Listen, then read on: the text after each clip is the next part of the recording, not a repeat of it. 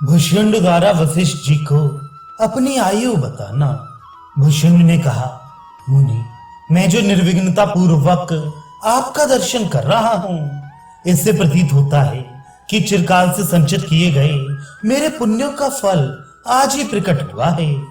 मुनिराज, आज आपके दर्शन से ये घोंसला, ये शाखा, ये मैं और ये कल्पतरु, ये सबके सब पवित्र हो गए।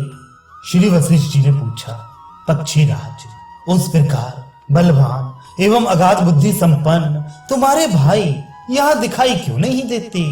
अकेले तुम ही क्यों दृष्टिगोचर हो रहे हो? भुष्युंड ने कहा, निष्पाप महर्षि, हम लोगों को यहाँ रहते बहुत लंबा समय व्यतीत हो गया। यहाँ तक कि दिन की भांति युगों की पंक्तियां समाप्त हो गईं। अतः इतना लंबा समय बीत जाने के कारण मेरे सभी छोटे भाई तृण की तरह अपने शरीरों को त्याग करके कल्याण में शिव पद में लीन हो गए। क्योंकि चाहे कोई दीर्घायु हो, महान हो, सज्जन हो, बलवान हो, कैसे भी क्यों ना हो, अलक्षित स्वरूप वाला काल सभी को निगल जाता है। श्री वशिष्ठ जी ने पूछा, प्यारे वायस राज, जिस समय प्रलय वायु अनवरत वेग पूर्वक बहने लगती है, उस समय क्या तुम्हें खेद नहीं होता? उदयाचल और अस्ताचल के अरण्य समूहों को भस्म करने वाली सूर्य की किरणों से क्या तुम्हें कष्ट नहीं होता? ये कल्प वृक्ष जो स्वयं ही अत्यंत ऊंचा है तथा ऊंचे से ऊंचे स्थान पर स्थित है, जागतिक विषम क्षोभों से क्षुब्ध क्यों नहीं होता? भुष्युंड ने कहा, भगवान, हम सदा परमात्मा में ही संतोष मानकर स्थित रहते हैं, इसलिए भ्रम के अवसर आने पर भी हमें कभी इस जगत में भ्रम नहीं होता। ब्रह्मन, हम अपने स्वभाव मात्र से संतुष्ट रहते हैं और कष्टदायक विचारों से मुक्त होकर अपने इस घोंसले में रहकर केवल काल यापन करते हैं। हमें ना तो इस देह के जीवित रहने से किसी फल की अभिलाषा है और ना हम मरण द्वारा इसका विनाश ही चाहते हैं, क्योंकि हम लोग वर्तमान समय में जिस प्रकार स्थित हैं वैसे ही आगे भी स्थित रहेंगे।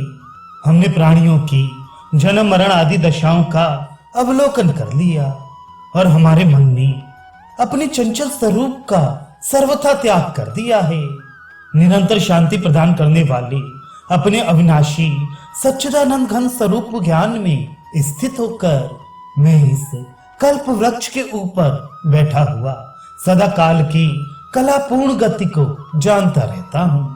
ब्रह्मन, मैं रत्न सदृश चमकीले पुष्प गुच्छों के प्रकाश से युक्त इस कल्पलता गृह में बैठकर प्राणायाम के द्वारा योग बल से संपूर्ण कल्प की बात जान लेता हूँ। मैं इस ऊंचे शिखर पर बैठा हुआ अपनी बुद्धि से लोगों के कालक्रम की स्थिति को जानता रहता हूँ। मुनिवर, मेरा मन सार और असार वस्तुओं का विवाह करने वाले ज्ञान की प्राप्ति से उत्तम शांति को प्राप्त हो गया है, अतः इसकी चंचलता नष्ट हो गई है और अब ये शांत होकर भली भांति स्थिर हो गया है। अगाध बुद्धि संपन्न महर्षि सांसारिक व्यवहारों से उत्पन्न मिथ्या आशा रूपी पाशों से बंधा हुआ भूलोकवासी साधारण कौवा जिस प्रकार सिस्कारियों से भयभीत हो जाता है, उस प्रकार मैं भयभीत नहीं होता, क्योंकि उत्कृष्ट शांति रूप धर्म वाली तथा आत्म प्रकाश से शीतल हुई बुद्धि द्वारा जागतिक माया को देखते हुए हम लोग धैर्य संपन्न हो गए हैं। इसलिए भयंकर दशाओं में भी हमारी बुद्धि पर्वत के समान स्थिर रहती है।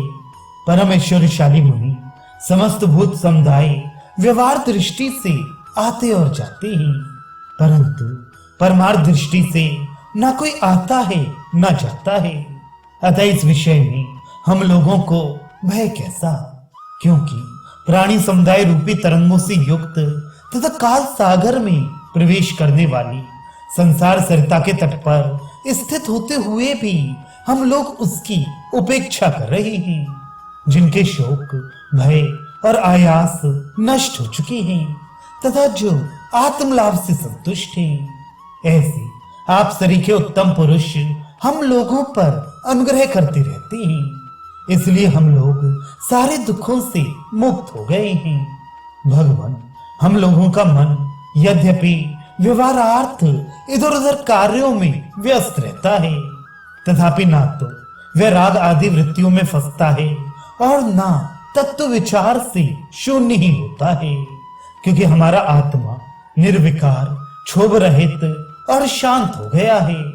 इसलिए चिद्रूप तरंग वाली हम लोग पूर्णिमा के पर्व काल में बढ़ने वाले महासागर की भांति प्रबुद्ध हो गए हैं। ब्रह्मन, इस समय आपके आगमन से हम लोगों का अंतःकरण हर्ष से प्रफुल्लित हो उठा है।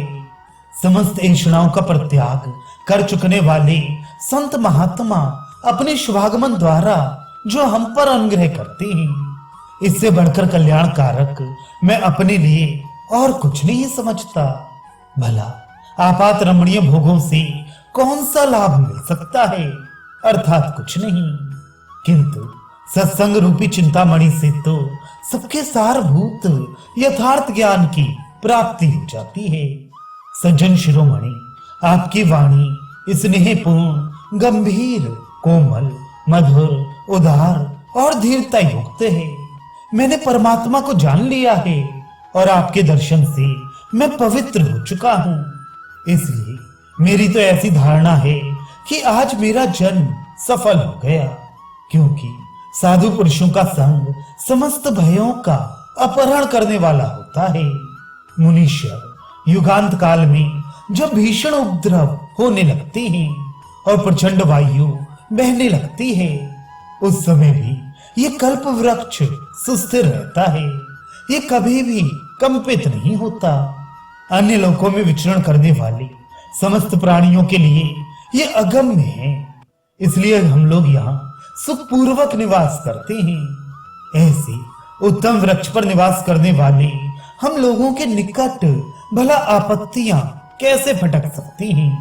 श्री वशिष्ठ जी ने पूछा, महाबुद्धिमान भुषुंड, प्रलय काल में जब सूर्य और चंद्रमा को भी गिरा देने वाली उत्पात वायु बहने लगती है, उस समय तुम संताप रहित कैसे रह पाती हो?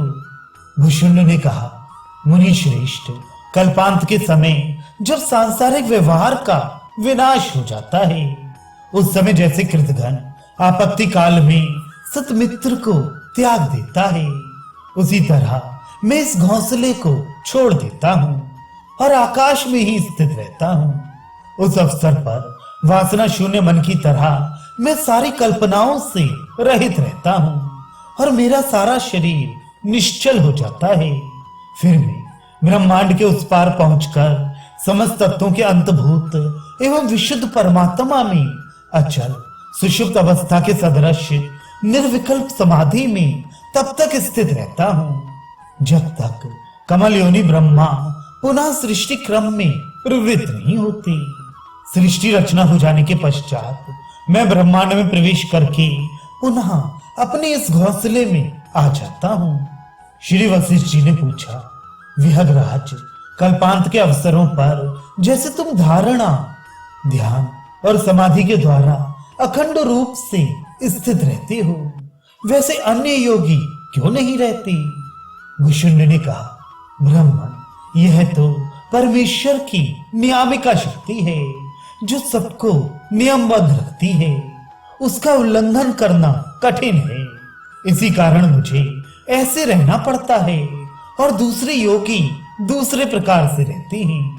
जो अवश्यम भावी है उसकी इदमिथम रूप से अवधारणा नहीं की जा सकती, क्योंकि परमेश्वर की नियामका शक्ति रूप स्वभाव का ऐसा निश्चय है कि जैसा होनहार होता है वैसा ही होता है। इसलिए प्रत्येक कल्प में केवल मेरे संकल्प से ही मेरुगिरी के इस शिखर पर इस प्रकार ये कल्प वृक्ष बारंबार उत्पन्न होता है।